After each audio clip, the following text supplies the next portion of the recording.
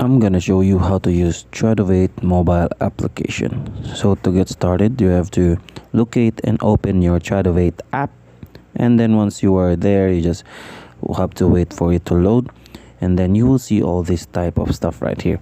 You can see the crypto, micro indexes, financials, currencies, and any other things that you will see.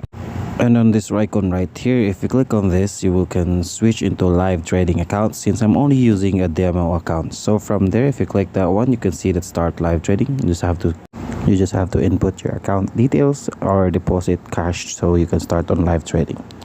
And so from there, you will see this on this part that you can trade on cryptocurrency. Also, you can select the currency or any trading that you want. So from there, I'm just gonna select still on Bitcoin USD, and then you can also change the quantity if you like to.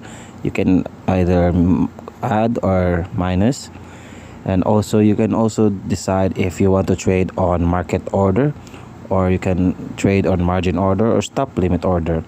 And then also you can trade if it's on for day.